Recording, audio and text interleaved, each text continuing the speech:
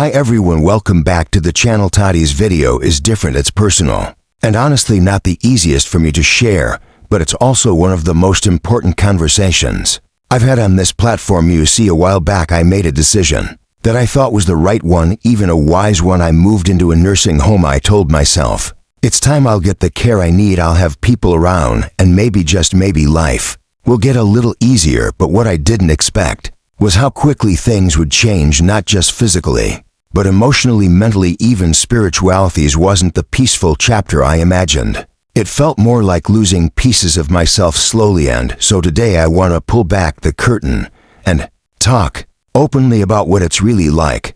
Because if you're considering this move for yourself, for a parent, or for someone you care about, I believe you deserve the full picture, the truth, not just the brochures and promises. So I'm going to walk you through the 6 hard truths I wish I had known before I stepped through those doors. No sugarcoating, no scare tactics, just honesty from someone who's lived it. If this video helps even one person make a more informed choice, it's worth every word. So grab a cup of tea, take a breath, and let's dive in. ***. When I first considered moving into a nursing home, one of the main selling points was the promise of independence. I was told I'd still have control over my daily routine, just with added support. The brochures painted a picture of freedom with safety, autonomy with assistance. It sounded ideal, but the reality was far from what I expected. From the moment I moved in, I noticed how structured everything was. Mealtimes were set, medications were handed out on a strict schedule, lights out came early whether you were tired or not. Want to sleep in a little? That disrupts the schedule. Prefer a late night snack? Not an option. Every aspect of daily life was governed by a clock that wasn't mine. I had gone from choosing how I lived each day to being told how to live. Even the simple things like when to shower or what to eat were limited. If I missed lunch because I wasn't feeling well or simply didn't have an appetite, there was no guarantee I'd get something later. My choices were constantly reduced to what fit the system best, not what fit me. Slowly I felt like I was no longer living for myself, but complying with a system designed for efficiency over individualities. Not that the staff were cruel or uncaring, they were often overworked, juggling too many residents at once, but the end result was the same. I became just another person to manage. I lost my sense of control, my ability to decide even the smallest details of my day. That kind of independence, the one they promised, didn't exist, and giving it up, even unintentionally, was one of the hardest things to accept. ***. Before moving into the nursing home, I assumed loneliness would be the last thing I'd have to worry about. After all, I'd be surrounded by people, other residents, staff, visitors coming and going. I imagined a community, shared meals, casual conversations in the hallways, maybe even friendships forming over time. But once I settled in, I realized that being around people is not the same as feeling connected. Loneliness here isn't about physical isolation, it's about emotional emptiness. It's the quiet that fills a room after visiting hours are over. It's sitting at a lunch table with others but not exchanging a single meaningful word. Everyone is dealing with their own challenges, physical pain, memory loss, grief, and that makes it harder to build real relationships. Most of us came here after losing something: a spouse, our health, our homes, and that grief lingers in the air like a heavy silence. I used to think my home felt empty when the kids moved out, but in the nursing home, that emptiness becomes more profound. There's no familiar voice calling your name, no neighbor stopping by, no sense of being known. It's the kind of loneliness that sneaks in slowly, but once it settles, it doesn't leave easily. The staff try their best, but they're stretched thin. There's not much time for real conversations, for the kind of warmth that comes from truly being seen and heard. And while there are activities many residents, including myself, often don't feel up to them, it's hard to join in. When your heart feels miles away from the room you're sitting, any thought being around people would ease the loneliness. Instead, it made me realize how deep it can go even when you're never really alone. ***. One of the most unsettling things I experienced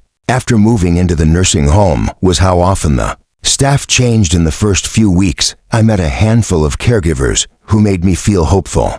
They were kind, attentive, and genuinely seemed to care. But just as I started getting comfortable with them, they were replaced by new faces. Some left for better jobs, others were reassigned, and a few simply disappeared without explanation. This constant turnover made it nearly impossible to build trust or feel secure every time a new caregiver arrived. I had to start from scratch explaining my routines, preferences, medical needs, and even my personality all over again. Imagine having to remind someone daily how you like your coffee, what side you sleep on, or how you need help getting in and out of a chair. It becomes draining over time. What should be a relationship built on trust starts to feel more like a business transaction, rushed and impersonal. The inconsistency also led to gaps in my care. Some staff were excellent and genuinely compassionate, but others treated it like just another job. They did the basics, meds, meals, and check-ins, but there was no warmth. I began to feel like a task on a to-do list, not a human being with emotions and needs.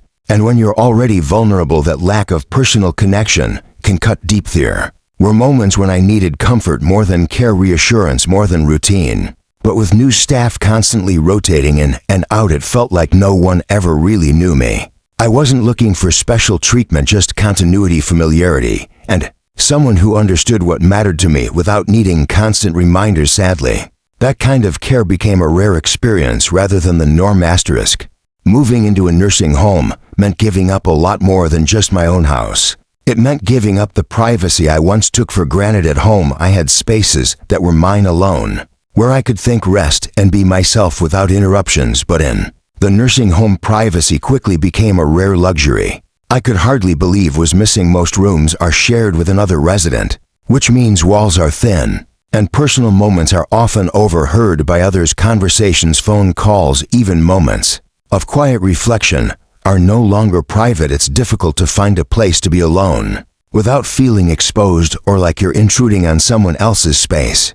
Even simple things like changing clothes or taking a shower are less private because caregivers enter rooms on a schedule, sometimes without knocking due to urgent needs or routine. Lack of privacy extends beyond the physical to medical, and personal information is often discussed openly in common areas or overheard. During staff shift changes, I found myself hesitating to ask questions or share concerns because I knew others might overhear sensitive details. This lack of confidentiality left me feeling vulnerable and exposed in ways I hadn't expected. At home, I could control who saw me when and where. In the nursing home, that control vanished. The constant presence of others, residents, staff, visitors, meant there was little chance to retreat to a truly private moment. Even my personal belongings and space felt communal, not fully mine. This loss of privacy affected my sense of dignity and autonomy more than I realized at first. It's not just about physical space, but the freedom to live without feeling watched or interrupted at every turn. That kind of privacy, once taken for granted, became something I deeply missed every day. Moving into a nursing home wasn't just about leaving behind a physical house. It felt like losing a part of who I was. My home held memories, routines, and pieces of my identity that no one else could replicate. It was where I was in control, where I made decisions that shaped my day-to-day life. When I moved, all of that seemed to slip away. The routines that once defined me vanished. I used to wake up when I wanted, cook my own meals, tend to my garden, and keep my own schedule. These weren't just activities. They were expressions of my independence and personality. In the nursing home, those choices were replaced with a fixed timetable and limited options. I realized how much those simple freedoms mattered. They weren't just habits, but part of my self-worth. Also lost the roles that made me feel valuable. At home, I was a neighbor, a friend, a family member who hosted gatherings and cared for others. In the nursing home, I became just another resident, often seen through the lens of my health needs rather than my experiences or personality. That shift was hard to accept. It felt like I was slowly being reduced to a patient or a number rather than a whole person with a life story. Socially, it was isolating. I no longer ran into familiar faces or took part in community events that connected me to my past. The sense of belonging, something I never thought about before, suddenly felt fragile. And the hardest part was realizing that by moving here, I wasn't just changing my address. I was losing the daily reminders of who I was and what made my life meaningful. That loss of self is something no one talks about enough, but it's very real. One of the most unexpected and emotionally difficult parts of living in a nursing home is witnessing the decline of those around you. I knew that many residents here were dealing with serious health issues, but I didn't realize just How heavy it would feel to watch people I had come to know slowly fade physically, mentally, and emotionally. It's a reality no one warns you about, and one that takes a quiet toll on your spirit. In the beginning, I tried to make connections, share stories, and form friendships. Some of those people are no longer here, others are still around, but not in the same way. Their memories have faded, their energy is gone. One day, you're sharing lunch with someone, and the next day their bed is empty. And no one really talks about it. There's rarely closure, just a quiet acceptance. That loss is part of life. For others, a sadness that settles in the air. Especially during the quiet hours, you see wheelchairs parked in hallways with residents who no longer speak. You hear the same cries of confusion each night.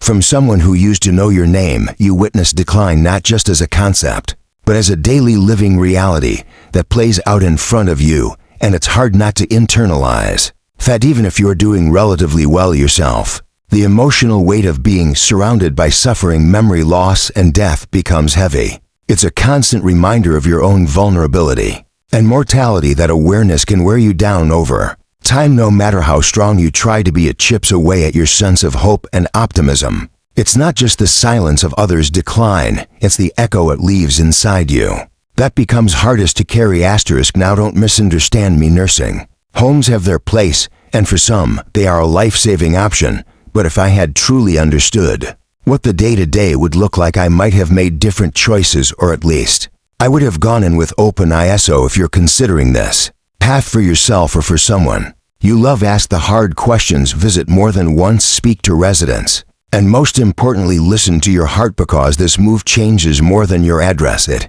changes your life. If this video gave you insight, comfort, or even just something to think about, please consider sharing it with someone who might need to hear it. These conversations aren't always easy, but they matter, and if you've had your own experience, good or bad, I'd love to hear from you in the comments. Let's create a space where honesty and support go hand in hand. Take care of yourself and your loved ones, and remember, it's okay to ask questions, to take your time, and to make decisions that feel right for you. Thank you for listening. I'll see you in the next video.